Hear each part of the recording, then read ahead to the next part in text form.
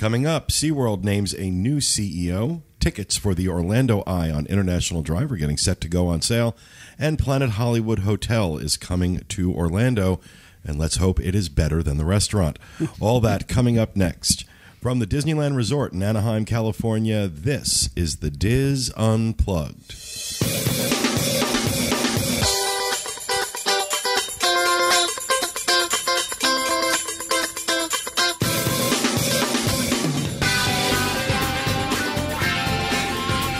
This is the DIS Unplugged, episode 792 for the week of March 24th, 2015.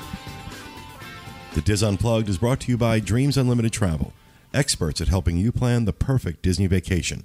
Visit them on the web at www.dreamsunlimitedtravel.com. Hello, everyone, and welcome to the show. Coming to you from our suite at the Disneyland Hotel in Anaheim, California. I'm your host, Pete Werner, joined in the suite this week by my good friends Tom Bell. Hello. Michael Bowling. Hey there, hi there, ho there. Will Perry. Hello. Our producer, Dustin West. I am also here. Jenny Lynn Knopp. Hey, everyone.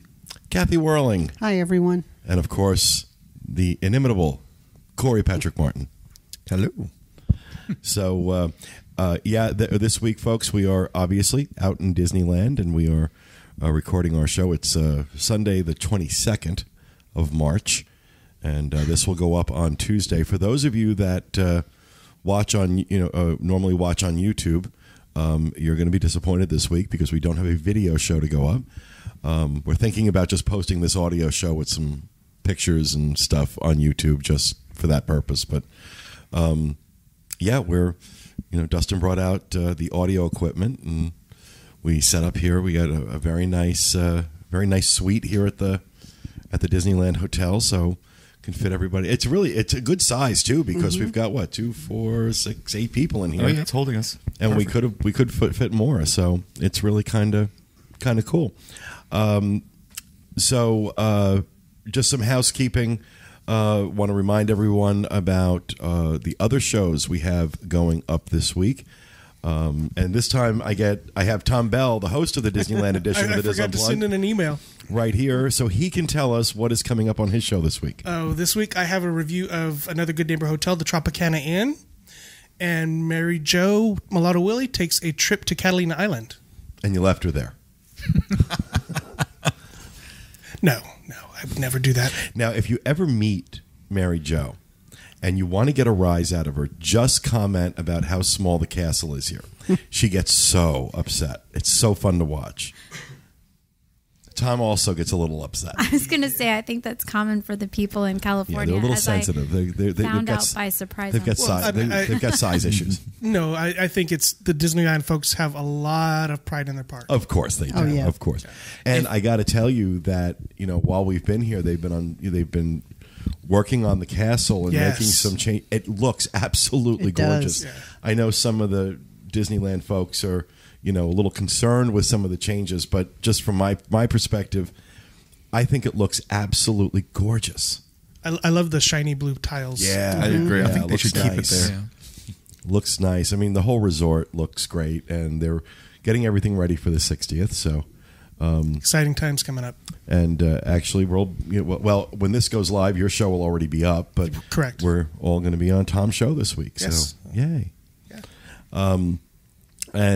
So that goes up Monday. That'll go out live tonight. Go out live Sunday night, 8 p.m. Pacific, and then on iTunes on Monday. Our segments will go out iTunes on Tuesday. Right. And then on Wednesday, we have The Trip with Jenny Lynn Knopp and Teresa Eccles going live 1 p.m. Eastern Time. Yes, we do. DISUnplugged.com. And Jenny Lynn, have you figured out yet what you're doing this week? Nope. This trip through How to survive jet lag. Yeah, something like that. I don't know. This trip kind of threw a wrench in the planning, in the whole production. I don't know what I was thinking, having the team coming back on. I mean, to do what we're doing, I guess we had no choice but to come back on Tuesday because we have to cover 7 resorts this week. And we just did our 6th one today, the Hojo Anaheim. Tomorrow's our last one, the Hilton. the Hilton Anaheim. Is it the Hilton Anaheim or just like the Hilton? Anaheim Hilton. Anaheim Hilton. Yeah. It's Hilton and Anaheim. Put them together any way you want. That's the hotel. So we're doing that tomorrow, which is Monday, and then we're flying home Tuesday. I don't get in until late Tuesday night.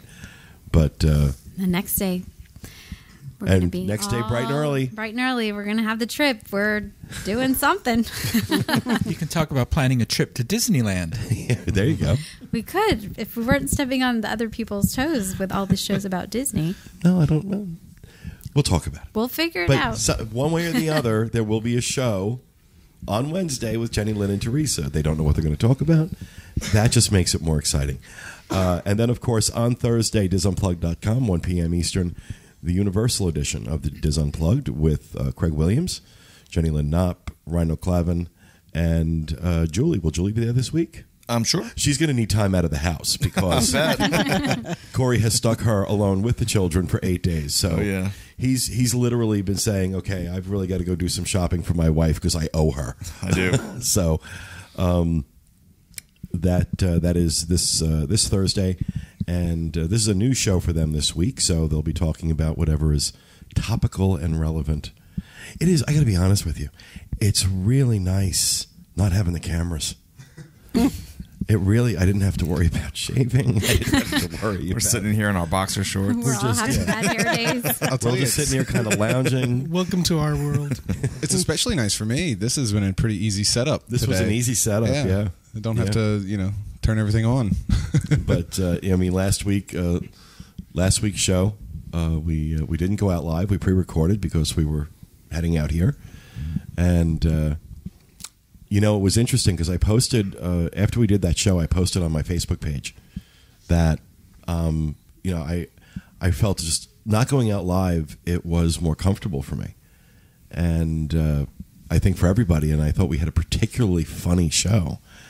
And there had been some commentary, some feedback on the DIS Unplugged forum on disboards.com. Someone had posted that she felt that the show had lost something since we went live. And we've heard that from other people. And, I'll be honest, my initial reaction was to dismiss that, saying, no, I mean, we've got a great audience. I mean, our audience has grown exponentially since we went live. And, so I kind of dismissed it. I'll be honest. I kind of dismissed the feedback.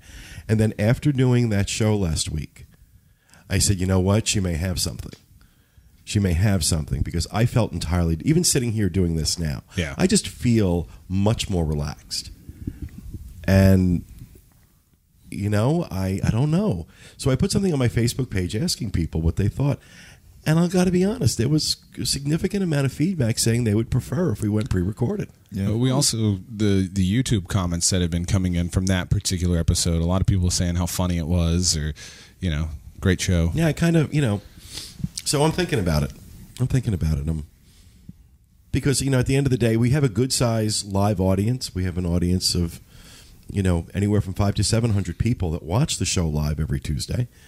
But, of course, the vast majority of people watch it, not live. So it doesn't matter to them whether it's pre-recorded or not. I don't know. I think there's something with you feeling less pressure when you don't feel like Big Brother's watching. Right. I understand that. But there is also an energy to doing the live show that is very unique. And so, people were suggesting that maybe once a month we do something live and that, pre-record the rest or something like that. So we're thinking about it. And that'll teach me to summarily dismiss honest feedback like that. And I normally don't do that. Normally I'm really good with that. But that one, I think my pride was hurt a little bit. And I didn't want to acknowledge that may be true, but it was there in the back of my head. I guess I didn't dismiss it completely because it was there in the back of my head. And then we recorded that show. I'm like, there might be something to that. So who knows? We may just go back to pre-recording, and then everybody can show up looking like pigs. No, and then after we go back to pre-recording, we'll just go back to audio only. and then we'll go back to your, and then we'll just go back to recording on your kitchen table. Too much money. I spent too much money on equipment. We are not going back to audio only. That I can promise you. I don't care what the feedback is. There's going to be a video version of this show as long as I'm alive. I agree. Yeah. Dustin's like, I put a lot of work into that. Really, Dustin pretty much set that studio up single-handedly. So, also now Craig Williams has been out here with us, but Craig had to leave this morning because one of his Christmas presents from his parents was a concert, a Fleetwood Mac concert that he has to go to tomorrow. He's going his own way. He's going his own way. Oh, isn't that cute? I see what you did there. So he gets bonus points because it's Fleetwood Mac, and he's 28, and so that's cool that he's an appreciator of classic rock. And Rhino Clavin is also out here with us, but we dispatched him into California Adventure to do some stuff for us. So that's where he is right now, and he's out. And I got to tell you, it has been. I really wish we had been recording some of his reactions to things. This was his first trip, right? This is his first time out here. And the other night, I thought I was going to choke him because he would not shut up. I mean, would not shut up.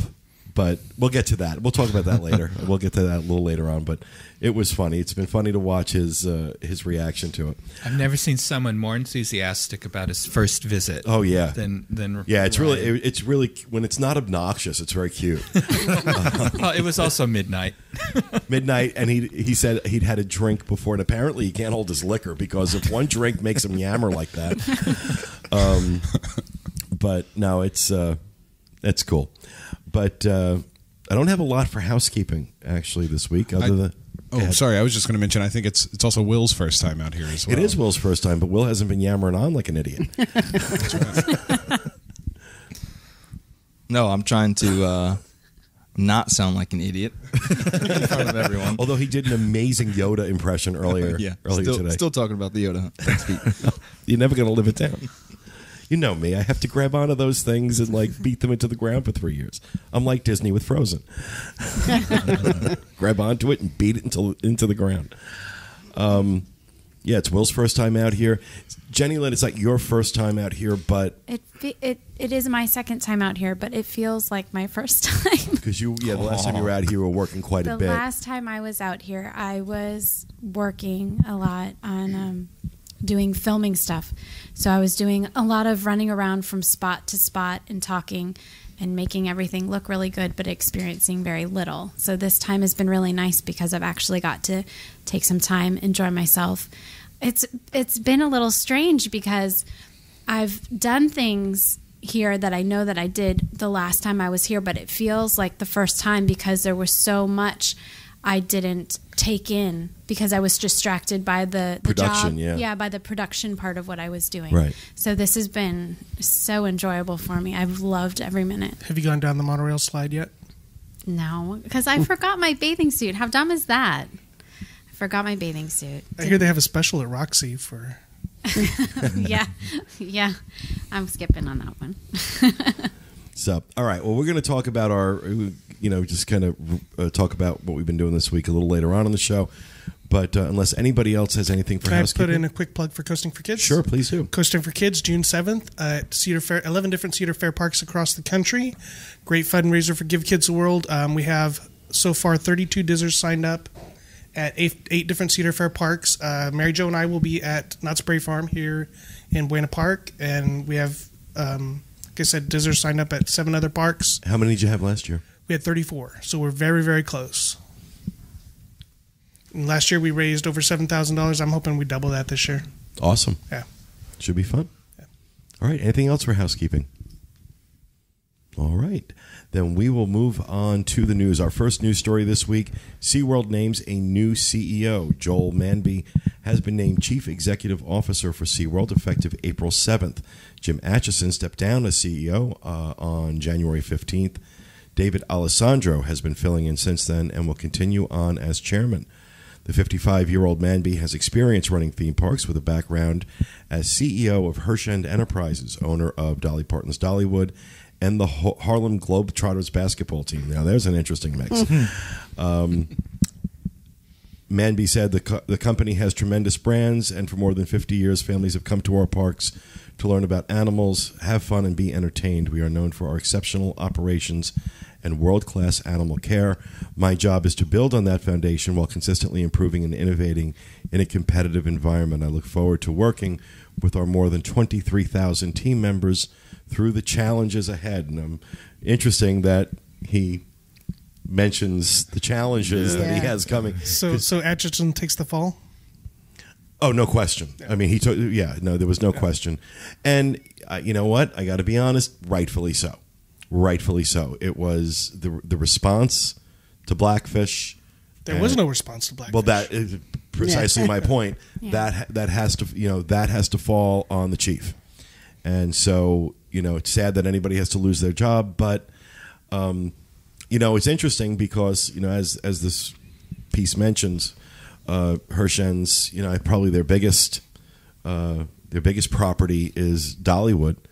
Never having been there, I'm not sure, how that rates among theme parks. I know it's very popular. People that have been there that I've talked to have loved it. But, this is a step up. This is a step up. And he's not just going to a much larger, much higher profile theme park environment. He's coming into a very hostile theme park environment, and that's not going to be easy. He's right out there on the limb. He's got to sink or swim on this one. Exactly. So I'm curious to see how that's going to work and what he's going to do. My guess would be that he is going to need to do something big and bold very soon. So he's going to have to put a big shot out there to start stem the bleeding of what's happening, because you talk about SeaWorld having 1 million fewer visitors through the turnstiles in their last fiscal year. That is catastrophic. That's not, we were seeing some numbers previously that they were definitely taking a hit, but it looked like it was starting to abate, but apparently not. 1 million fewer visitors through the turnstiles for any theme park. I don't care who you are. I don't care if you're Disney. Somebody's going to lose their job over that. And so it's a big deal. It's a big deal. This guy has a big job ahead of him. I wish him nothing but the best. Anybody who listens to the show knows I am a big fan of SeaWorld. I think this Blackfish nonsense, that was a hit job. It was a hit job done by people with an agenda and a very, very casual relationship with honesty. And as far as I'm concerned, SeaWorld does great work. And, we can have the argument, we can have the debate about whether or not killer whales should be in captivity. But if you can't make that debate and that argument honestly and with some integrity, then you don't really have a very strong argument to make. And, this was a PETA hit job. That's all it was. This is a domestic terrorist organization that did a hit job on this company. And I really hope Joel Manby can turn things around. I wish him nothing but the best. But, here's hoping. How has this affected SeaWorld out here? Because it seems like SeaWorld in Orlando has definitely taken a big hit. Has it had the same impact out here? Oh, yeah, definitely. Yeah, their numbers have gone down, definitely. Well, this is also like PETA Central out here. Yeah, exactly. Yeah. I mean, we saw legislation last year trying to be passed to ban killer whales and to ban the type of, animal demonstrations specifically that SeaWorld does. But now that our state speaker of the Senate is from San Diego, that's been tabled and will probably not see the light of day. But they've just been slammed. Well, you know what? If you're going to outlaw orcas, then you're going to have to shut down every zoo in the United States. Because I find it interesting. We brought this up before. I find it interesting. Disney Animal Kingdom hasn't been targeted. Why is that? Oh, yeah, they're a much stronger organization, and they're going to fight back, and PETA can't take on Disney. SeaWorld, I think they knew they were hitting an easy target. They were hitting an easy target. SeaWorld was not prepared for it. They didn't have the savvy to deal with it. They didn't have the organization to deal with it, but they do now. I don't think SeaWorld will ever get blindsided like that again. And if Joel Manby is worth his weight, he's going to make sure of that. He's going to make sure the organization has a rapid response team in place to deal with issues like this, because this vulnerability has been exposed.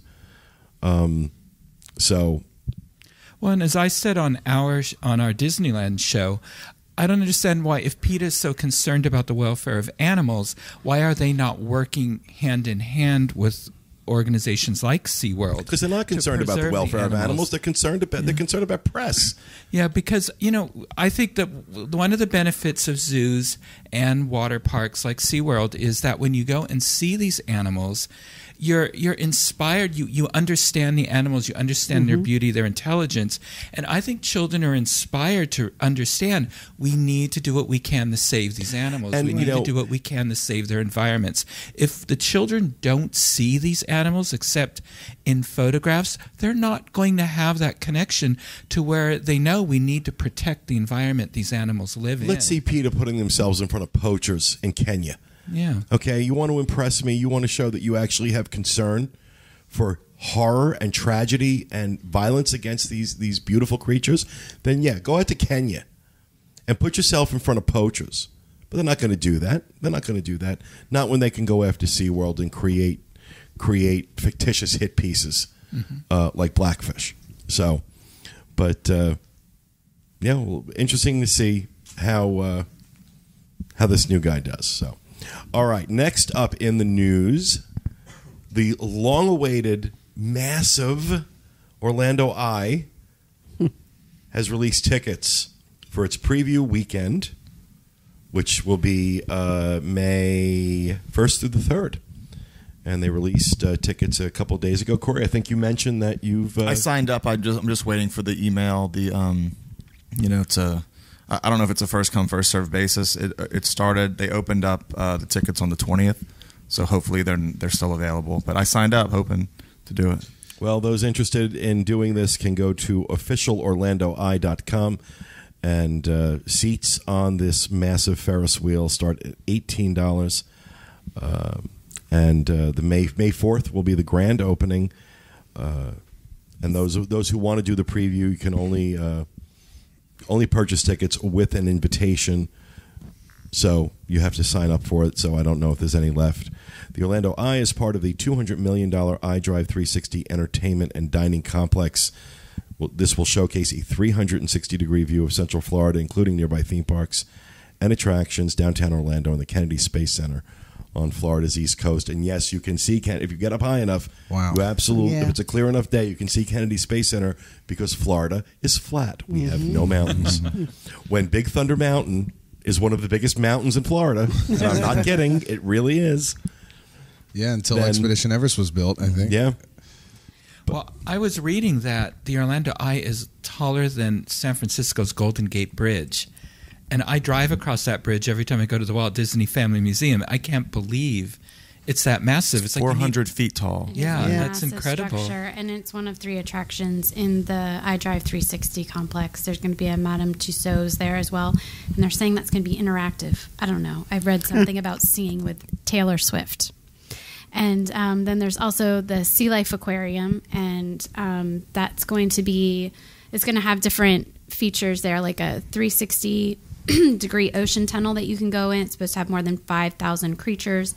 A rock pool experience, which is supposed to be like a hands-on touch pool, I believe, and a talking aquarium where they're going to have educational talks and feeds with the animals. And then they'll have different projects about breeding, rescue, and protecting the creatures that they have there. Well, I'm interested to see how successful this investment becomes. iDrive is definitely booming because, this is opening up, like you said, May 4th this spring. And then in 2017, about the time of Avatar Land, we're also supposed to be seeing the Skyplex open up on iDrive as well. That's going to have the world's tallest vertical roller coaster. Yeah, and the virtual ride-through of that roller coaster is disturbing. Craig is so scared. Feet. Craig is so scared of heights. We need to make him go GoPro it. Oh, absolutely. Yeah. I cannot wait for. So I'm a thrill junkie when it comes to roller coasters. And you do Oh that? yeah, I would love it. I think the only thing I would not do in terms of roller coasters that I'm aware of is that one in Las Vegas where they just hang you over the edge of the building. Okay, I don't think yeah. I could do that. But other than that, something like this, I'm excited about. Wow. Well, I'm They're excited. adding- I don't think I would want to be one of the first ones to do it though. I'm not going to Everyone sign else dies up. first. Yeah, go through a few passes. Well, they're adding something else to it now. The Sky Fall. That's going to be flush up against the polar coaster, skyscraper, whatever you're calling it. It's a 450-foot drop. And then it's going to also be connected to something called the Sky Plaza, which is an air open promenade. And we're going to be seeing the world's largest, everybody get ready for this, the world's largest Perkins restaurant. Okay, as a Jersey boy, you know, where Perkins were, Yeah. at least were when I was growing up, I don't know if they still are, were plentiful. You guys are looking like you don't know what I'm It's talking like a about. Denny's or an IHOP. Perkins, Yeah. California. I think calling Perkins a Denny's or an IHOP, I think Perkins is a step above those. Like Shoney's. It's like a Shoney's. Shoney's a buffet. Oh, Shoney's-ish, It's like yeah. Shoney's. Salad I bar. actually or something. my first job in the world was a busboy at a Perkins on the beach in okay. Ocean Grove when I was 15. And I love Perkins. I love great pancakes. Great pancakes. So Well, this is for you, Pete. well, there was one over on Cimarron that I used to take because my mom loves Perkins. So we close. used to go over onto Cimarron. But the last couple times we were there, it was dirty. And the last time my mother said, "I'm not coming back here." And then 6 months later, it was shut down. Yeah, go figure. Yeah. So having a nice shiny new Perkins, World's largest. I'm excited. And then it's going to be connected to the Skyplex by a overhead pedestrian bridge. I want to see what this is going to do to traffic because iDrive currently yeah. is crazy with traffic. It's going to be called iDrive is iDrive only- Slow. I drive slow. I drive isn't too bad unless there's a convention in town. If something's going on at the convention center, then I drive can get nuts. That side, like where they're building all of this, that side is actually decent with traffic. It's when you start getting closer to Wet and Wild. well, when you get over, when you get, that section between SeaWorld and Wet and Wild is called Plaza International, and that's the nice section of iDrive. So that's where you have Point Orlando. That's where you have some, amazing restaurants. Some nicer hotels are over there. You've got the Rosen, And the inn. No, it's not the Rosen Inn. It's Rosen There's a Plaza. couple- Rosen yeah. Plaza. You also have the. Oh Lord, I'm drawing a blank. But you got some nice hotels over there, in all categories. You got some budget. You've got some higher end. A lot of great shopping. A lot of great dining over there. Then you cross over Sand Lake, Yeah. This stuff is right on and the corner. it turns into. It turns into like a third world country. Like buy It's 4 run- T-shirts, get a free coffee It's mug. run down. It's sleazy. It's the only nice thing that's over there hotel wise is Coco Key. yeah. Coco Key. I mean, they really put a lot of money into that, and they really made it nice with the water park and the rooms. They did a very nice job. I like Coco Key, but that's the only nice thing I can say about that section of International Drive. You don't want to stay over there. You don't even really want to go like shop or eat over there. It's all garbage. So that Plaza International section, which is where this Yeah. They're dressing it up. There's been a lot of new restaurants going in, Red Robin's and Yard House, and it's by the Ripley's, believe it or not, museum, It's Wonderworks, also Dave and all that. Buster's. Yeah, they've definitely been working to spruce that area up some, and I'm assuming it's just going to get nicer with these things coming in. So, But now again, anything that you got to remember, anything that opens in Orlando competes with Disney and Universal, who are doing really well right now. And I'm interested to see if they can break through the marginalization of iDrive, because really what iDrive thrives on right now are the people who stay there to go visit the theme parks and the conventioneers. That's a very small slice of the pie. You don't hear a lot of people say, "Oh, honey, let's go over to iDrive today," from Disney or even from Universal. You don't hear it because it's not a draw. It is built there. The stuff that's there now has been built to capitalize on the hotels that exist there now and the convention center. You don't spend $200 million to attract those people. You're spending $200 million because you're trying to draw away from Disney and Universal. No one on iDrive has been successful at that in the 18 years that I've been covering this. Yeah. So this is a big gamble. Now, yeah, it's going to start strong because there's going to be curiosity. You're going to get locals. You're going to get people coming to see this stuff. The question is, a year from now, how's it going to be doing? It's actually a bigger investment than what you're saying. The iDrive 360 is the $200 million complex, but the Skyplex that's coming in 2017, that's a $300 million Wow. entertainment complex. So you're talking about basically $500 million being invested Yes, sir. in this. And yes, sir. Sorry, I don't know where that came Yeah, really, from. where was that was so weird and totally I random. really don't make them call me sir. sir. I don't know. That was strange. I think she just Especially meant it not like, on yes, the air. sir. Yeah, and especially not on on the air. I don't let. It's all how you say it. I don't know what just happened. Yeah, The server at lunch, they called you Mister. yeah. Here you go, Mister.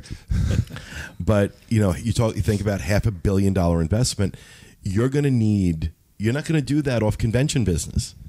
You're going to need to draw away from the theme parks, and maybe it'll happen. I'm not saying it won't happen. It all depends on how well this is done and how well this is run. Well, look at that Festival Bay Village or mall that they put in that was supposed to have a surfing center and all this kind of stuff. And that lasted, a couple years? Oh, it's so sad over there. And then they closed it, and now they're redoing it. I wish he was here. Rhino, as part of his, he went to UCF and studied film, and part of his studies required him to do an independent, a short film. And he did this. It was a post-apocalyptic theme. It was to the called film, The Last Man on Earth, not to be called confused The with Last TV Man on show. Earth. And he filmed 90% of it in Festival Bay Mall. Okay. He didn't get special permission. He didn't choose early in the morning. There was no one there. Wow. There was just no one there. So is this your garden walk? It is. Really. In a way, yeah, I guess it is. I guess because that was sad. We went through, for those not familiar, just outside Disney property is a shopping and dining complex called Garden Walk. Here in California. Which is, I called it the mall at Sarajevo because it desolate, some great restaurants, but all the storefronts are basically covered over with coming soon signs. Wow.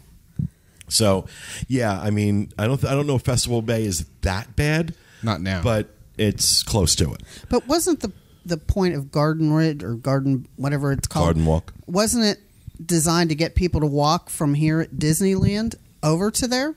Wasn't Yes. that the plan? But they never. They were going to have a promenade that was supposed to come over here, and that was never approved and built because land was going to have to be acquired, and that just all never went through. That's a shame. So very interesting. Very interesting to see how this iDrive 360 project is going to unfold, and I'm excited about it. It sounds like it will bring in some locals too. All depending on how parking is, and because we don't like to jump through hoops. No, Right. make it easy for Exactly. us. Right. Make it easy for us, but we'll see. All right, finally in the news this week, Planet Hollywood Hotel is coming to Orlando. The resort, being called the PH Premier Hotel and Spa Orlando, is a 436-room condo hotel planned on 14 acres of land off Apopka Vineland Road, and it's going to be near the the Marriott World Center. Oh. Over in that section. That's a good Okay. location. Yeah. That is a good location. There will be the condos. There'll be 86 studios, 437 square feet, that are going to be starting at $290,000. There'll be another 72 deluxe studios, measuring 570 square feet, costing $387,000.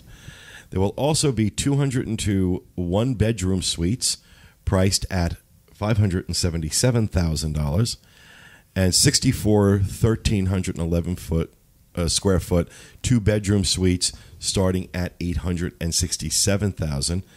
There will be penthouse level rooms that will start at $1.16 million, 2,180 square feet, 3-bedroom penthouses. There will be 8 of those in total. 7. I'm sorry, what are these? 27 because I bought one. You bought one? Yeah. I'm sorry, what are these prices that you're saying? Are they what are the prices for? These are for condos. Yeah, you buy them. You buy them, To buy. and they. Yeah, I thought you meant can that's rent how them much out, it costs. Short-term rentals. It's It's an investment. Gotcha. but it's also it's a condo hotel. Jeez. So these will be rented out as hotel rooms. Or you can live there. Maybe Bruce Willis can make another mistake and invest his money here again. Well, I mean, look, the Planet Hollywood Hotel in Las Vegas is very popular among the Kardashians, apparently. But again, you've got a company coming in.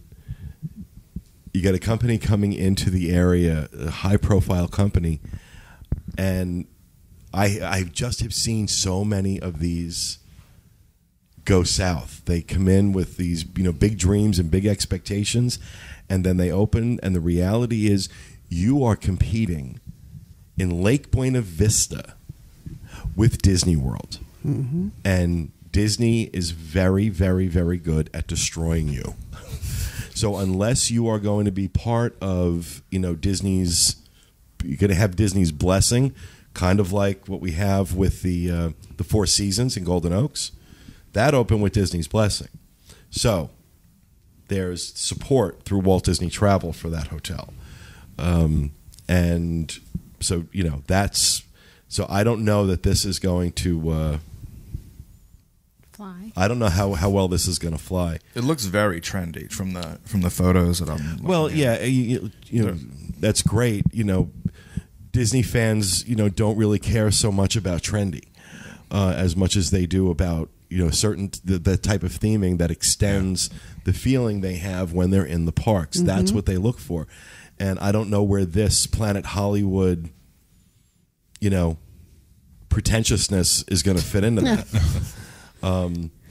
It's going to have 20,000 square feet of meeting space, a 35,000 square foot sandy beach family pool deck with cabanas, boutique retail, a fitness center and spa, a rooftop adult pool, and a lakeside activity center that offers boating, sailing, kayaking, stand-up paddleboarding, jet skiing, and water skiing. This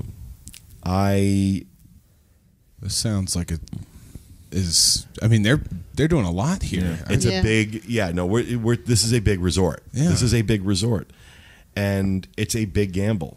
This is a big, big gamble. Seems like it. So Even what they're if it's the hoping, smallest what they're hoping to do, is to really, the developer in particular is hoping to make their money off the sale of these units. Yeah. So the owners, the rental then really becomes more or less the responsibility of the owners. Planet Hollywood will likely handle the rental of them, but charge a management fee to the owner. So the developer is going to get his money as long as the place sells out.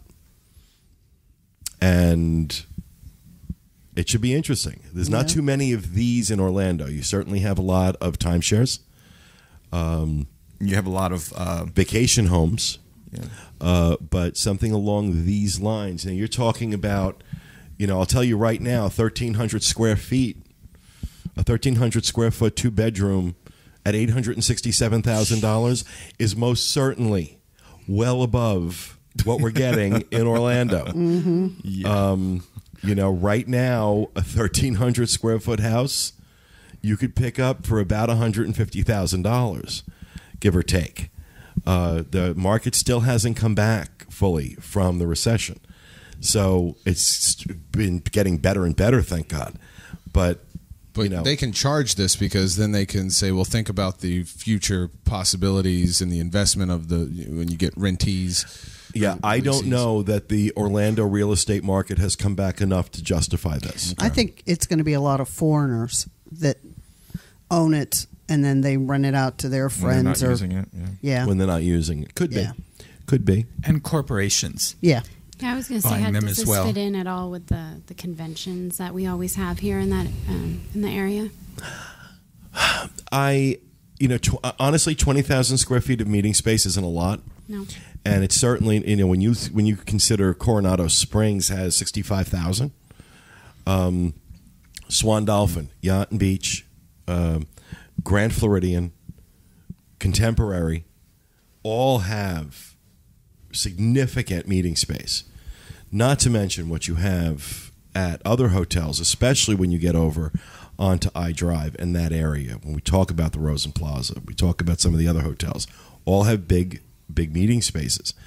So this is that's not another that kind of animal. That's another hyper competitive market in Orlando right now, or meetings. So how you go about drawing companies in there with 20,000 square feet, I don't know, because the big boys, they want more than 20,000 square feet. Yeah. That'll be great for weddings and smaller events, but I don't know. It should be, when your pool has more square footage than your convention space does, 35,000 square foot sandy beach versus 20,000 square feet of meeting space. But it should be interesting. It doesn't say when it is slated to open in the story here, but I'm going to guess if they're just announcing this, we're a couple years away. So I think we would be looking at a 2017 opening for that, probably, but I could be wrong on that. So, all right, that is going to do it for the news. We are going to move on to Rapid Fire, and we will start with Will. Dustin, you have the slide ready, though? Yeah. It's kind of going out of order.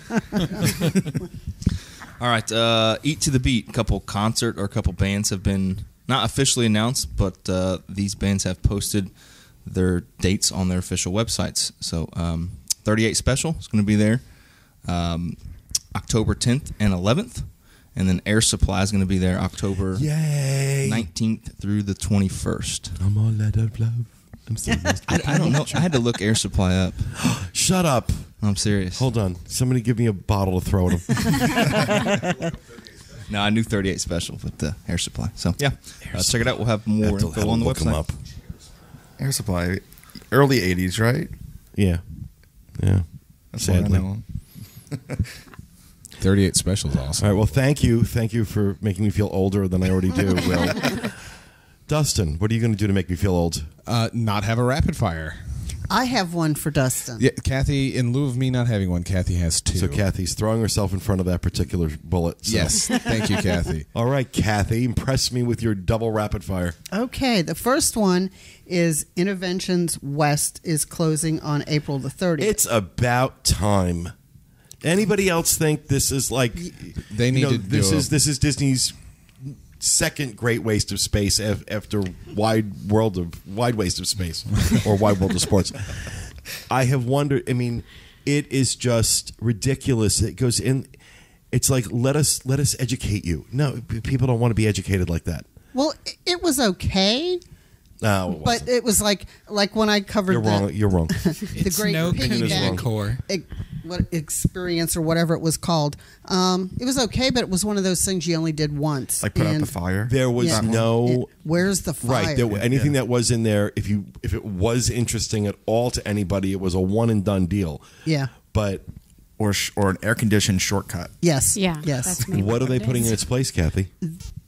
It's closing till they can decide what they want to put there. Is this the one where the little piggy bank races? Mm-hmm. Oh. Where you have your little piggy My bank. kids and you actually carry- really like the little West, piggy bank if I'm correct, West also had the video game wall over by the Segways. Was that in Innoventions West? I Yeah, think? but the Segways haven't. They haven't been there. Yeah, at all. that whole building is.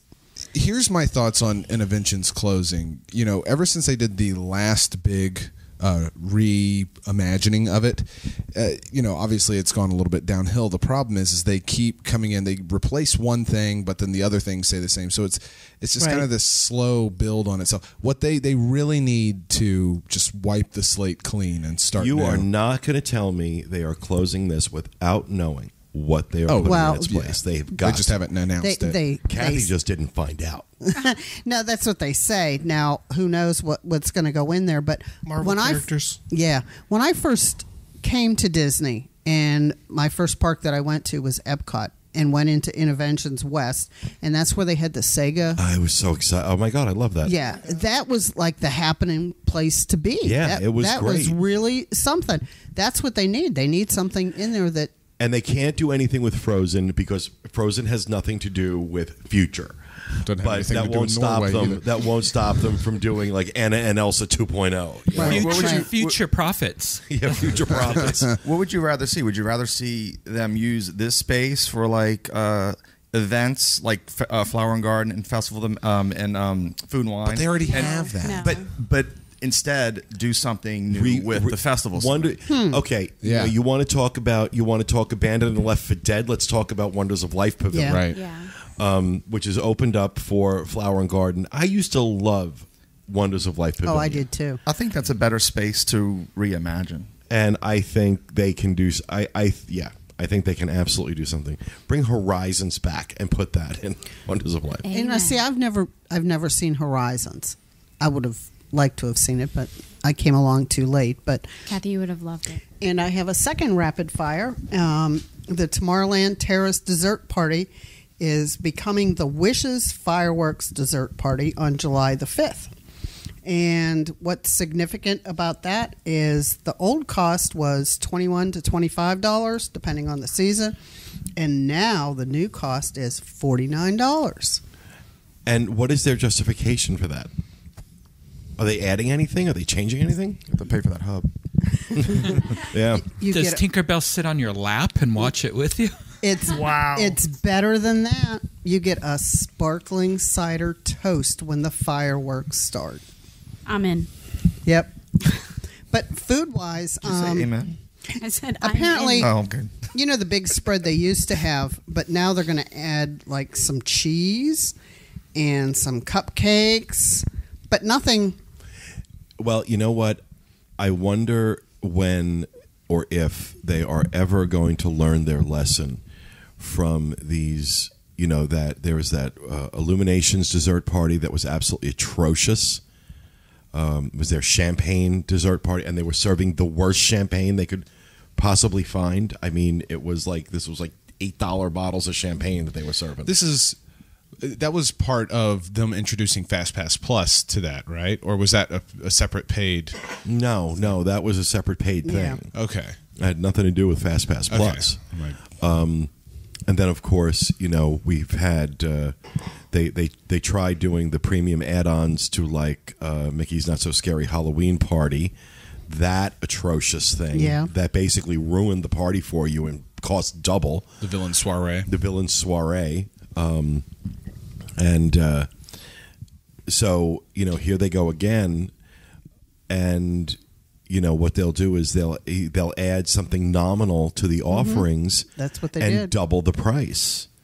And then think people are going to be okay with that. Unfortunately, some people will be. Well, But we will have to see. I mean, I can't prejudge it. Maybe they have learned their lesson and they're going to make this special and do something different and make it worth that extra cost.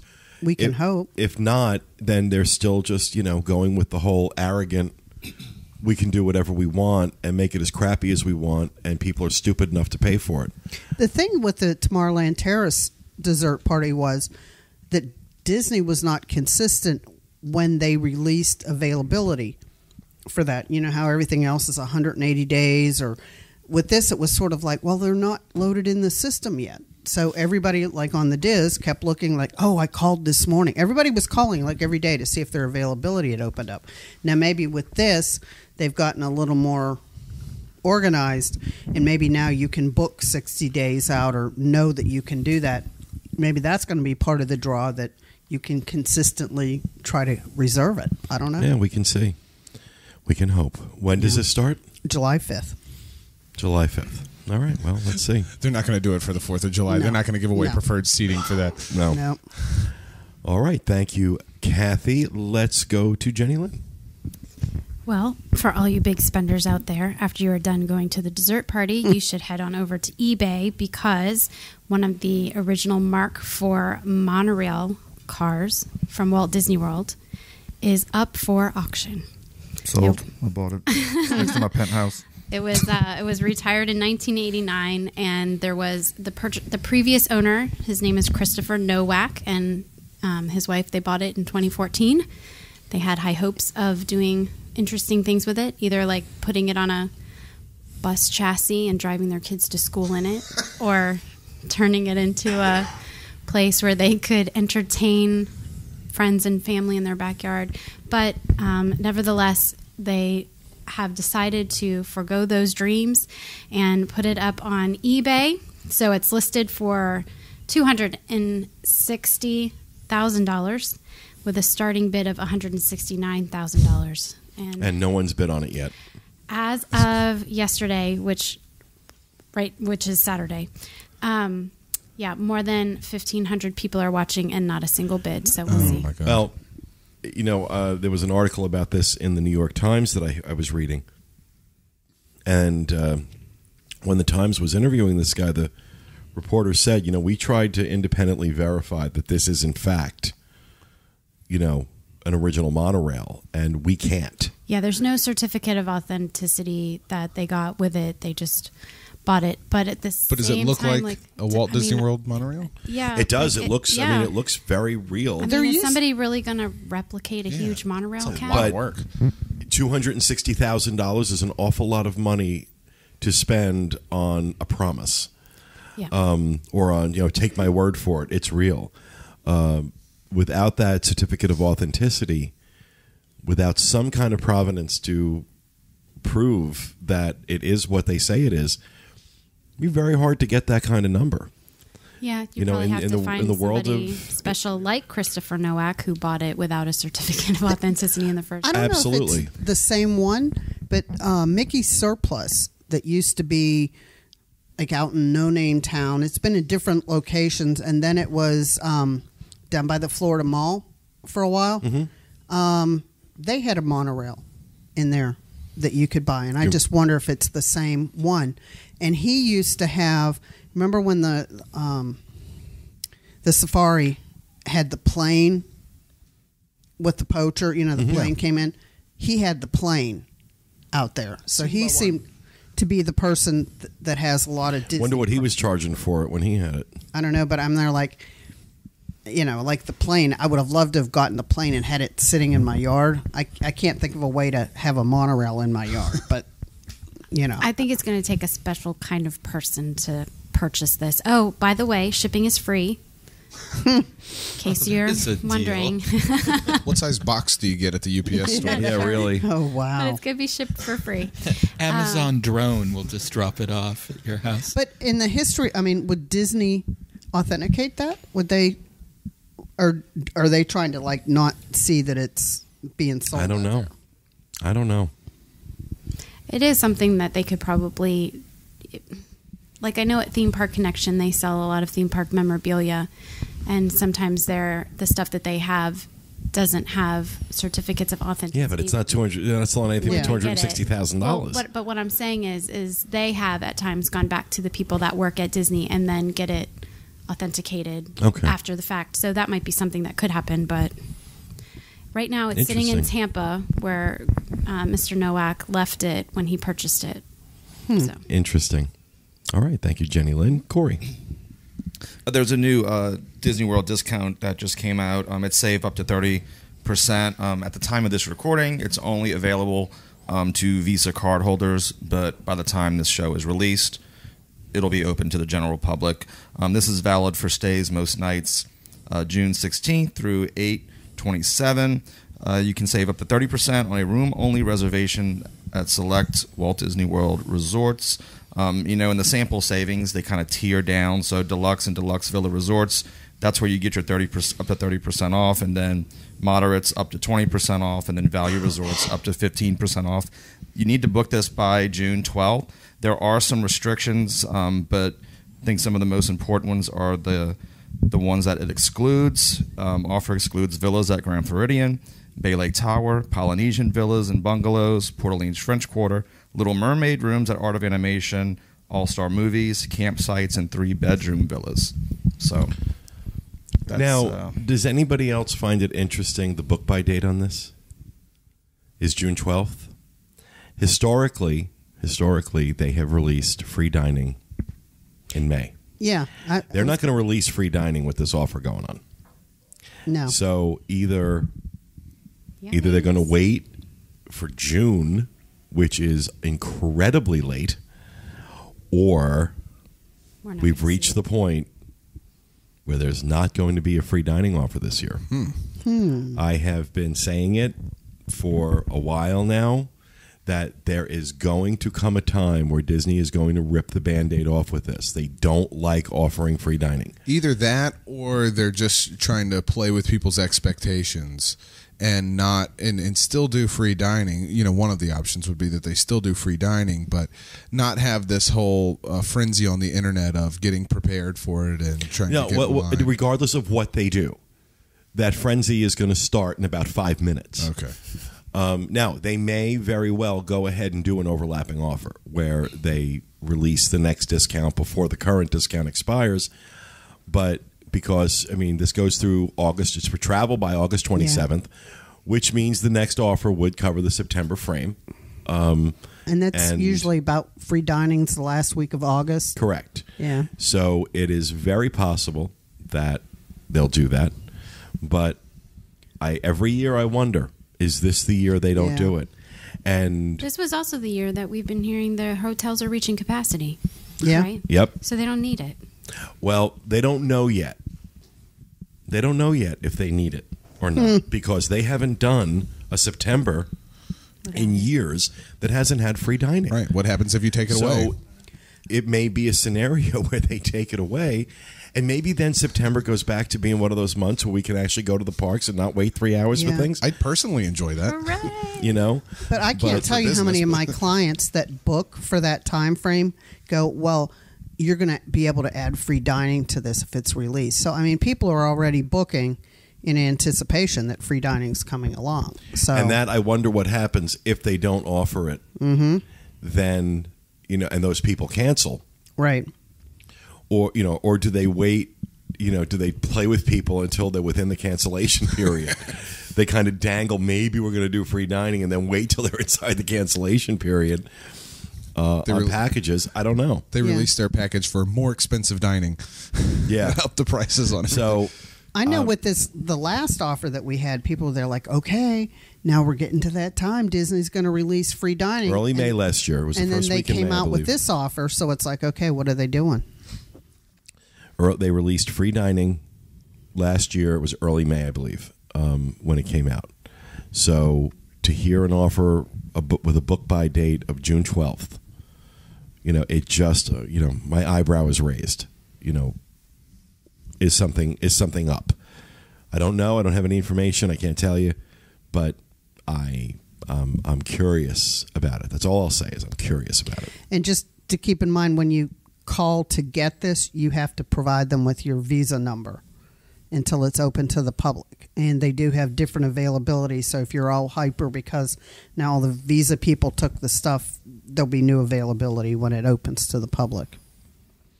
And of course, if you want to book that, you can go through Dreams Unlimited and you can request Kathy. Because Kathy's a Dreams Unlimited agent. And Kathy will make sure, she will personally guarantee you free dining. She will book it from Disneyland. Yes, She'll pick you up in that Monorail Dreams Unlimited is buying and transport you anywhere you want to go. And this is where, you know, we can put the plug in that when Disney releases any of those kind of discounts, we're all on the phone right when they open. Oh, yeah. We know that, you know, there's a discount out there, and we're always trying to save our clients money. It is part of the service Dreams offers. And we were the first to do that, by the way. They all copied that from me. Those days, those are long days for our Dreams Unlimited travel agents when they release free dining, because they're on the phone. They do great work together as a team, helping each other out, but they're on the phone making sure they get their clients Yep. converted to that package. And nothing's better than when you write an email to a client and say, I just saved you $400 or $600 or whatever. That was the whole idea behind doing it, was that we would make fans of our clients if they didn't have to do anything, and we would watch for that stuff, and we would convert those packages when something better came out. And we do it all the time. We save our clients tens of thousands of dollars every time one of these new packages comes out. And when we started doing that, when I started Dreams in '98, that was not done. That was just not done. Yeah. And I remember the criticism I got from travel agents saying, you're insane. You're taking money out of your pocket. You're losing commission by doing that. I said, I may be losing commission in the short term with that particular booking, but guess what? That client's going to come back to me. And he's going to tell his friends about you. Exactly. So, for me, it was common sense, but I'll never forget when I first launched Dreams, the kind of crap I took on the boards from travel agents. And, haha. Yeah, exactly right. So, all right. Thank you, Kathy. Coming over to our Disneyland team, Mr. Bell. Yes, sir. All right. Walt Disney Studios announced last week that its next live-action fairy tale adaptation, Beauty and the Beast, will hit theaters March 17th, 2017, and it will be in 3D. Over the last couple weeks, the cast has been leaked bit by bit. Harry Potter's Emma Watson will star as Belle. Former Downton Abbey star Dan Stevens will be the Beast. Who is he on? He's Matthew, Robert. cousin Yeah, Matthew. Matthew. Oh, okay. May he rest in peace. And he's Spoiler alert, playing sorry. Adam the Beast. Yes. Cast also includes Luke Evans as Gaston, Josh Gad as LeFou, Kevin Kline as Belle's father Maurice. Oh, that should be great. He should be great in that. Crazy And old Emma Maurice. Thompson as Mrs. Potts. Alan Menken, who provided the music for the feature film, will return to compose the score, and along with Tim Rice, they will provide several new songs. Holy crud! This really is a really cool cast. Yeah, I'm kind of excited about this one because this was one of my favorite films, and we already know that it translates well to live action because of the Broadway production. So, unlike the most recent Cinderella adaptation, this is a musical with the songs that we're familiar with. Correct. I heard that correct? Yeah, yeah. Okay. But also with new songs. New songs. New songs, yeah. And I'm hoping they pull some of the ones from the Broadway show as well. Oh, absolutely. That's awesome. Very excited about it. Yeah. Can Emma Watson sing? Well, that was the thing, is that Doesn't she really matter. announced that she was doing it and says, now I have to go out and take singing lessons. I'm like, okay. Auto-tuned. Yeah. Or she'll be dubbed. Yeah. Oh, no. Well, they do that in the cartoons. Audrey Hepburn in My Fair Lady. That was not her voice. Yeah, well, I'm kind she ain't of Audrey Hepburn either. Okay. I'm but- kind of liking this trend of the live action So do I. adaptations of the I really have to get to see classic animation Cinderella. stories. Yeah. I like it better, though, knowing that it's the musical version. Because that it just ties it in even better. All right, well, thank you, Tom. Michael. All right. Well, you folks at Walt Disney World so loved our Enchanted Tiki Room and our Tahitian Terrace, you built the Disney's Polynesian Village Resort to pay homage to those venues. So a few months ago, they released the little tiki that appears to be the mascot of that village, the Polynesian Village Resort, which is very reminiscent of some of the tikis that Imagineer Rolly Crump designed for the pre-show of our Enchanted Tiki Room. And now some of the merchandise is being released, images of that.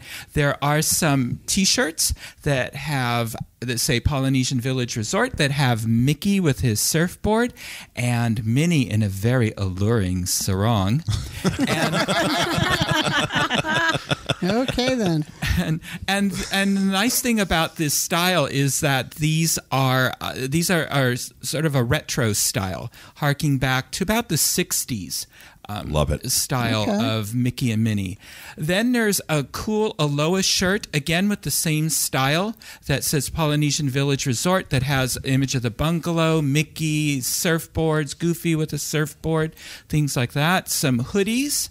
and with the alluring mini on them, and also a tote bag that has that little tiki figurine. Then there's also some pins. There is frames. There's also a collectible opening day pin for Trader Sam's, so start lining up now for that. Yeah. At our Trader Sam's out here, we have some special collectible mugs and cups and glasses and things. And if you order certain drinks, and Polynesian Village Resort will have similar ones, and that you can get. And then there is also a very cool Aloha shirt, a Trader Sam's Aloha shirt that is very reminiscent of the original cast member shirts for Disneyland's Enchanted Tiki Room. Yeah. Cool. Oh, cool. And it says it's Trader Sam's Grotto is also emblazoned on it. So some really cool merchandise coming to Disney's Polynesian Can't Village wait. Resort. Yep. Oh, yeah. So excited. While we're talking about style, could we just talk about how awesome that presentation of a rapid fire was by Michael? Right? Thank you. Kudos to you. See, now everyone learn. That's right. I took notes. I need to use the word emblazoned more often. That's nice. And I love the fact that we are talking about Trader Sam's on a Yeah. show, and from my see it out the window window. Yes, right now, yes. I can see Trader Sam's. I hope ours is friendlier. I don't know how to describe it, but that is just such a cool place. It is the coolest spot in any theme park resort Yes. that I've ever been to. Do you think we can get the server to deliver up here? Yeah. No, we can just go down after the show. I think we're past We the can do our, ropes. we can have our little rap party down at Trader Sam's.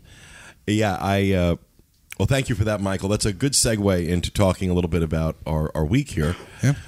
Since we're not doing a segment this week, I'm happy to let this go a little longer than we normally would. Sure. And that's the other thing is I'm not mindful of the time when we're pre-recording as I am when we're live. It's kind of odd, but oh, you know what? I forgot to do poll results. Let me do poll results first. Okay. And next week's poll, before we move forward, last week we asked what extras would you like Disney to add for purchase that they don't currently offer. Okay. And I guess no surprise, with 38%, the number one response, the ability to purchase front-of-the-line access for a given Ooh. day. I knew that one. Okay. I figured that one. At 25%, the ability to purchase extra fast passes for a given day. So the market demands faster access to the attractions and less waiting in line. Number 3 at 16%, a PhotoPass photographer that you could book to be with you as you went around the park. At 10.5%, the ability to purchase early access / booking for fast passes and dining. So to make your ADRs and your fast passes, the ability to pay extra so that maybe instead of at the 180-day mark, maybe you could get it at the 200-day mark or Yeah. something Seriously? like that. 180 days isn't enough? Not a world, not for our folks. Not when it's the same as everybody else. Everybody wants an edge. Basically, They want everyone's- 181 days. Yeah. Everyone's wanting to pay to get a leg up. And that was 10.5%. At 10%, the ability to purchase early entry into the theme parks without a breakfast reservation. So let's say getting into the parks an hour before everybody else if you Yeah. pay X number of dollars. So that's what was. That's the results of that poll. Can I say, I just think that's sort of sad that people are willing to throw money at these things, because I think of like the typical family that would come to Disney for the first time, and now they got to start putting out extra money for dining or fast pass. I don't know. That just On seems to one me level, on one level or another, it's always been like that. I guess, but it seems sort of sad. It's like they're getting away from the feel of Disney. It's like if you just throw enough money at it, you can get whatever you want. Well, we also probably should have put an option in there, now that I'm thinking about it, of I wouldn't pay extra for anything. And Yeah. see how many people actually came up with that True, response. good point. But this week's random winner from our poll is Samantha Elizabeth. you get a $25 Disney gift card, or $50. Will you do 50 or 25 for the For the poll suggestions? I believe it's $50. $50. You know what I Disney. find Wait. interesting? 25. 25, right? Yeah, it's 25. I'm sorry. $25 Disney gift card for Why Is am the I having exchange a brain rate different in California? I just no. I'm delirious from running around this resort for 7 days. $25 Disney gift card going out to Samantha Elizabeth. Yeah. Which whatever it is normally, if it's I'll figure it out before I send it. But 25 or 50, I don't know why I'm having a moment here. But Before thank we you. move on from the poll thing, though, I was going to say one thing I think is interesting is that rather than people wanting to pay for an exclusive event, something like Harambe Nights or Village Soiree, pretty much all of the things people voted on were to get a leg up on doing the normal things that every park guest does. Right. With the first one being that front of the line access, which kind of points to the idea that maybe Universal's way of handling the quote unquote fast pass is what people are looking for, because that's what they're doing over there. You pay for a pass that gets you front of the line access. Right. Maybe, but I don't know. But our poll for next week, or for this week, I should say, with the 60th, since we're out here in Disneyland, with the 60th anniversary of Disneyland fast approaching on May 22nd, when are you coming to Disneyland? I'm not planning to visit. I'm coming this year to celebrate the 60th anniversary. I'm coming next year, in 2016, or I'm coming sometime in the future, but don't have plans yet. We released this poll a little while ago, and right now, 56% of the respondents saying they are coming this year to celebrate the 60th cool. anniversary. Wow. And Tom and I will be here waiting to greet you. And 15% saying they're coming next year. 25% said they're coming sometime in the future, but have no plans yet. Only 3.7% right now are saying they have no plans to visit. Wow. So now it's a small sample because we just launched it a little while ago, but that usually tells us the direction that it'll take. Yeah. Usually early on, it finds a direction and stays with it. Every so often it switches, but so that's the poll for this coming week. Go to DIS Unplugged. Go to Facebook.com/DIS Unplugged to participate in the poll. Every week we select one person at random and give that person it's a $25 Disney gift card. Okay. Because that's what I always say, right? You're all there in the room with me every week. I've messed it up so many times. And we also want your poll suggestions. Go to disunplugged.com/contact, and you can leave us a voicemail right from that page, or you can fill out the little form, send us an email, tell us what you would like to see as a poll. But it has to be a fully formed idea. I don't just want a sentence. You have to give me the poll idea and the choices. Right. So if I'm going to do that, because if I'm going to give you a gift card, then if I use your poll, you get a gift card too. But I'm not going to do any work if I'm paying for this. So we've been getting a lot of poll suggestions, but keep sending them in. We're keeping a list so that if there's a week where I don't have an idea, I can draw from yours. So, all right, let's talk a little bit about our week out here. Now, for those of you who've been listening for the last few weeks, you know that we decided that we were going to come out here and do something similar to what we do in Orlando for our 7 Resorts in 7 Days series. Actually, as we have been out here and doing it, the idea has kind of morphed and grown quite a bit. So we're not only covering 7 resorts, we're covering a lot of stuff while we're out here.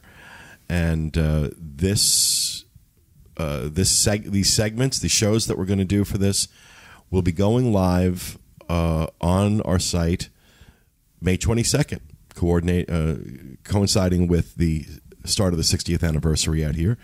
And we will be running for 7 days. We'll be featuring different resorts around the area. Of course, we're covering the 3 Disney resorts out here, the Grand Californian, the Disneyland Hotel, and Paradise Pier, as well as 4 select off-property Good Neighbor hotels that are right near Disneyland.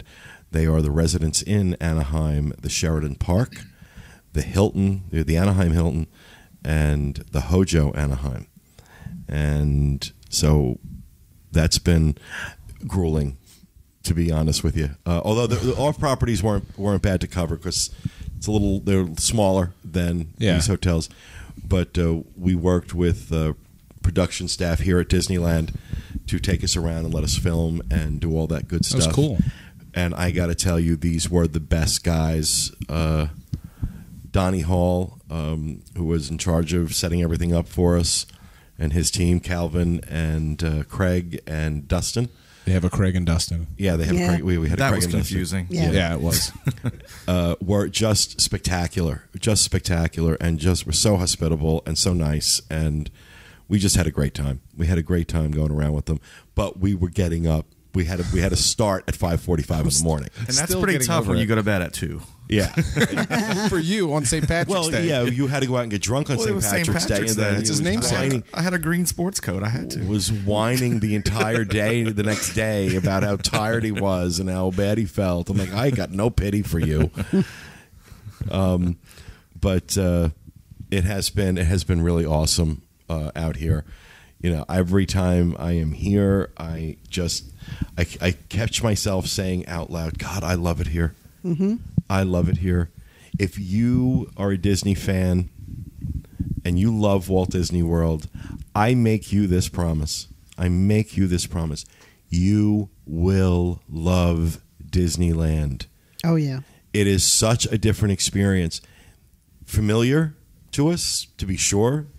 Lots of familiar touches, lots of familiar things. But it's the original. Mm-hmm. It's the history. It's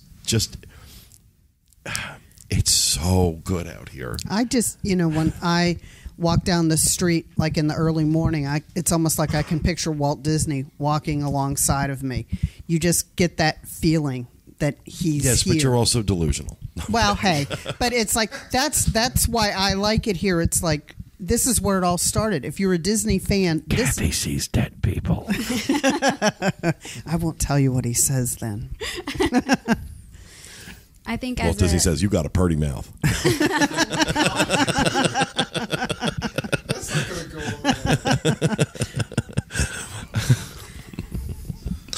I was going to say for all the regular Disney World fans coming out to Disneyland, one of the things that's really cool is it, like you're saying, there's that sense of familiarity, but there's also a sense of new discovery. Mm-hmm. Walking down Main Street, it feels like you're walking into your living room, but someone's rearranged the furniture. And so for that reason, there's a lot of things for a pro Disney World fan that they can enjoy as far as exploration, discovery. And then also one of the things that struck me out here, I know that Walt Disney World has evolved a lot over the years, just even since I was, little. And it feels like, Disney World does. It accommodates the masses. And here, it seems more of a personal type It's so much more intimate here. Yeah. I feel like they still have a hold on the quaintness and the coziness and the personal experience that I used to experience when I was a little girl. So for that reason, this trip has been wonderful for me. Even though it's my second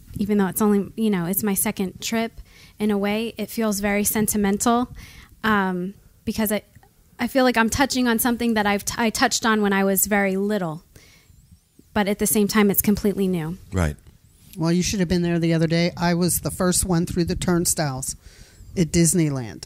And I was like a little kid. The park was closed. It was It was just, escorted out. it was just so Build the neat to fence. think I'm standing at the gate, getting ready to go into Disneyland. How many 5-year-olds did you take out?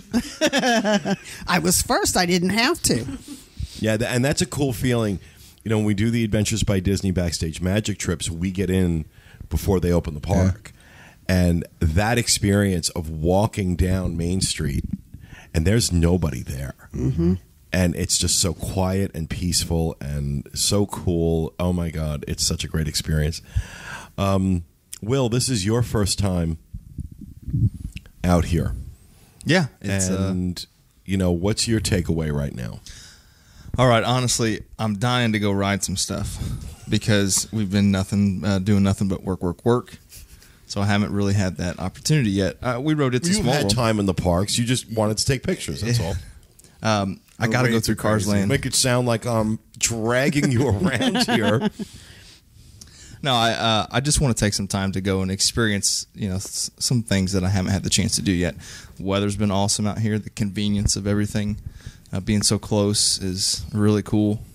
And I feel like, while Disneyland may be a little smaller, some may say, I feel like you can appreciate more detail that way. Mm-hmm. For me personally, so it's been awesome so far. I can't help but notice every time I come out here, the gap in service between World and Land is more and more obvious to me. Being this place is not overrun with college program cast members. And again, I'm really not beating up on college program. There's a lot of really great college program cast members. The problem is there's just a lot more that don't that aren't.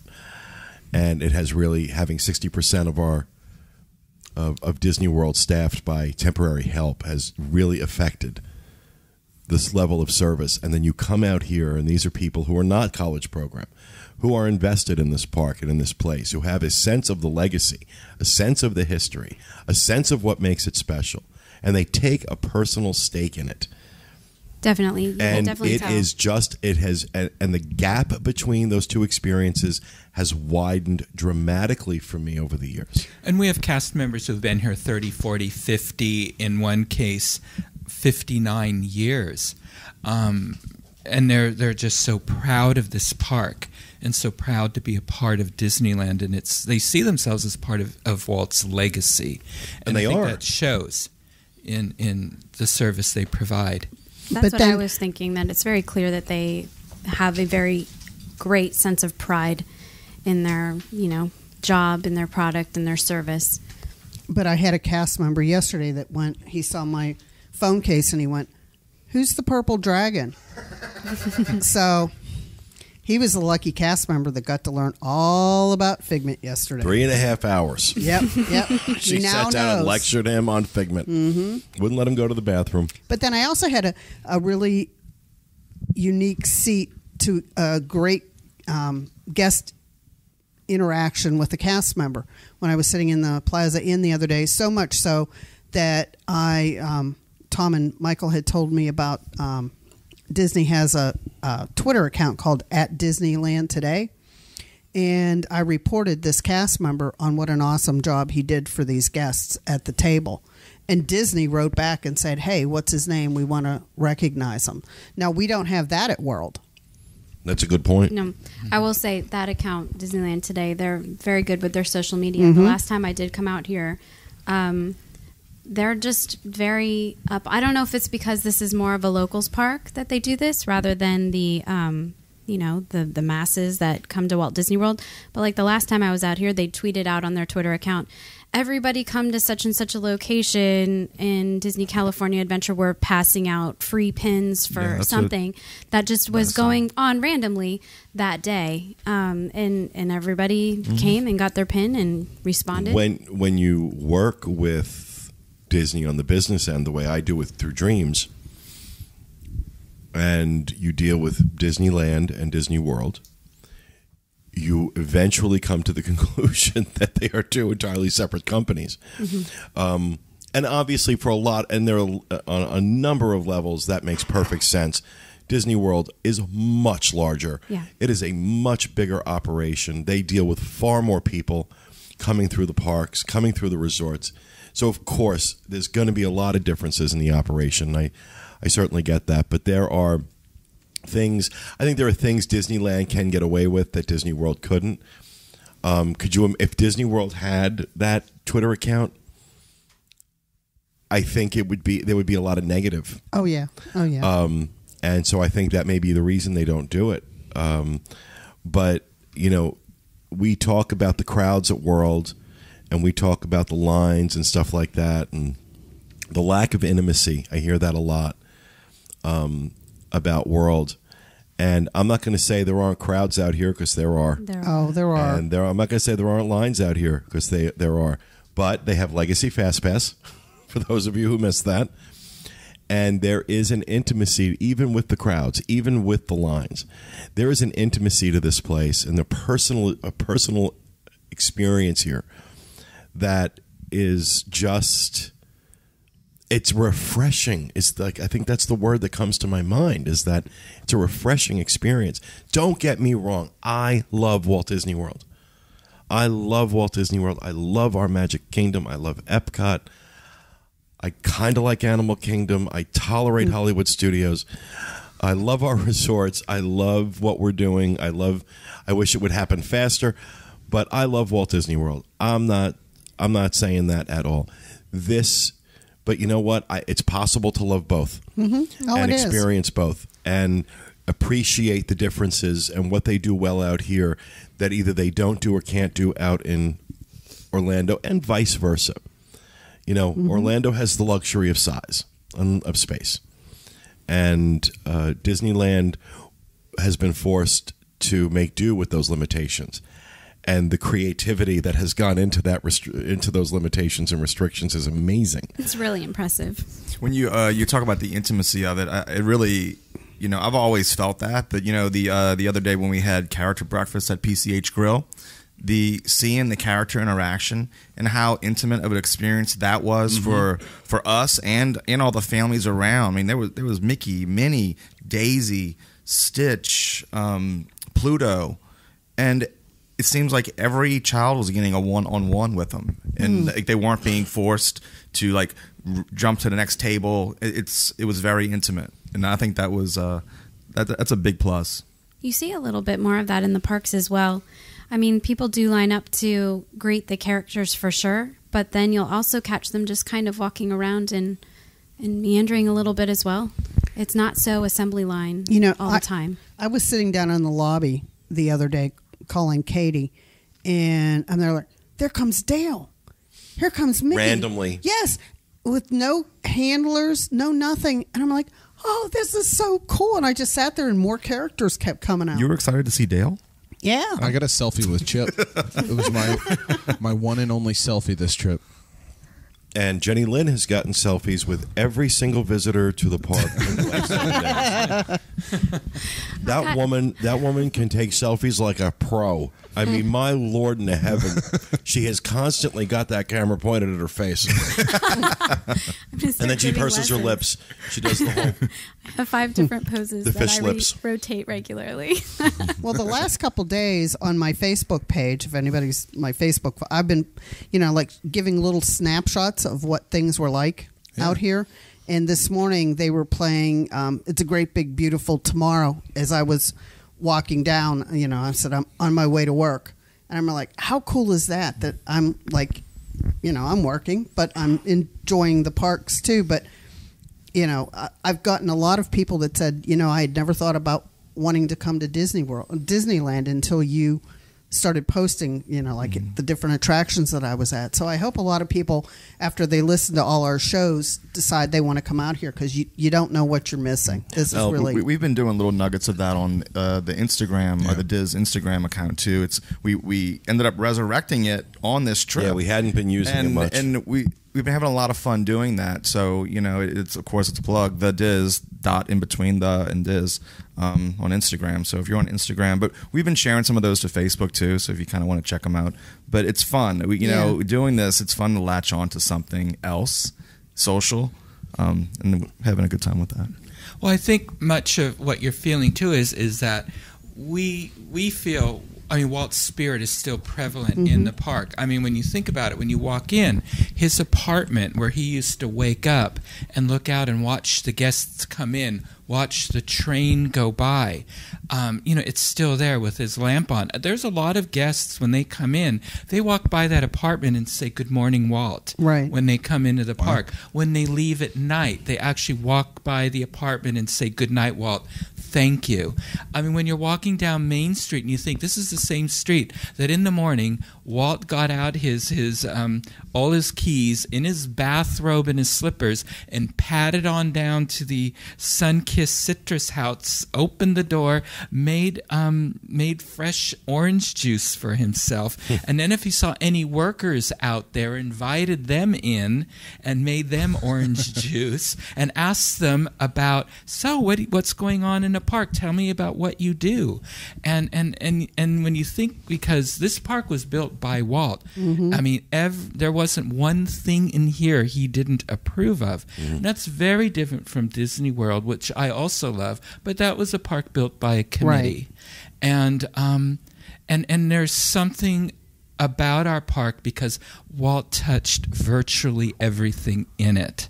Even many of our attractions, they were built after he died, but they were on the drawing board when he was with us. And that's what is so special. And that's why if you're a Disney Worlder, to feel that uniqueness and speciality, to feel Walt, you've got to come here, and it will be like you're visiting a brand new Disney park. Absolutely. Oh, yeah. Yep. And how often do you get to do that in your life? To experience something familiar that is completely different. Yeah, I've had, I've been out here a number of times, but I had my bucket list of items that I wanted to do, and I think I'm pretty much there now. But California Adventure and the whole Cars Land area, I definitely, I wanted to see that, and Michael took me in a special way to show me how to get there. And just that whole area, it's like, wow. I want to say that my week out here has sort of been like a religious experience, but even that doesn't do it justice, because I got to experience Disneyland and California Adventure. I got to see like some of the attractions were like old friends because we have them at World, but then I got to see like how they did it differently out here. Yeah. But just the whole thing, it's been an amazing week. And I've decided after my week of taking you all on different history tours of the park, I'm now going to wear plaid and carry a riding crop. Yes, you should. Yes, you should. Yeah, walking around the parks with Michael is a singular experience. For those who are not familiar, Michael is our historian, our Disney historian. The man has an absurd amount of information stored in his head that is fascinating. And you walk around with him and he just kind of points things out. He's not trying. It just, as I said to him before the show, this stuff just falls out of you, doesn't it? He's a Disney walking Wikipedia. Yeah, he is. He is. And he does history. You do history segments on the Disneyland edition of the DIS Unplugged, so you should absolutely go check those out. And you're, of course, regular member of the team on the Disneyland show. And it's incredible to hear the stories that he comes out with. You just even, what you were just saying about how Walt would, go down the street in his bathrobe and slippers and make orange juice for himself and any workers in the park. That's just so cool.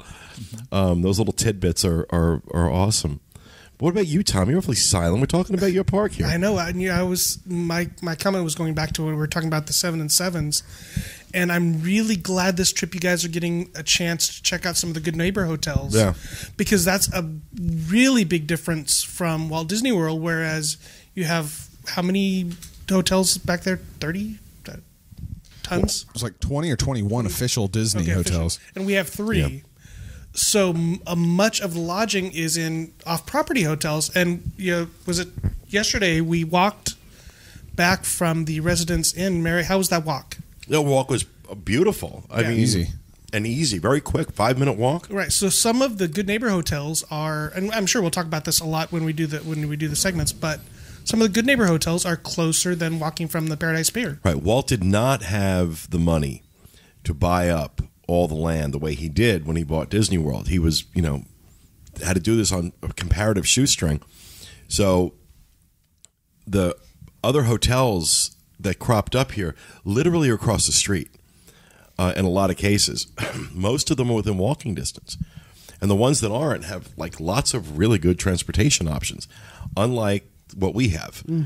So, you can do this without renting a car, although I would strongly recommend having a car out here just because there's so much in Southern California to see. But we'll get into that stuff when we do our segments. But it's always a pleasure to be out here. I am very, very fortunate that I get to come out here as often as I do. Usually it's when we're doing the Backstage Magic. This has been very special in that I've gotten to see things that I don't normally get to see, like the off-site hotels. We got to see some suites in the Disney hotels here. You guys are going to lose your mind when we put out these photos and videos. Man. You're going to lose your mind. Incredible suites. We have nothing in Walt Disney World to compare to these suites. It was ridiculous. So very, very excited about all that. But like I said, we are going to be doing a whole series of shows the week of May 22nd. And, of course, between now and then, you can absolutely get your Disneyland fix and learn more about Disneyland on the Disneyland edition of the DIS Unplugged, broadcast live every Sunday, 11 p.m. Eastern, 8 p.m. Pacific, with new shows going up on Monday and segments going up on Tuesday. Subscribe to them on iTunes, disunplugged.com. You can find them there as well. And that is going to do it for this episode of our show. We hope you enjoyed it, and we'll be back with you again next week with another edition of the DIS Unplugged. Thanks for being with us, everyone, and remember, come to Disneyland.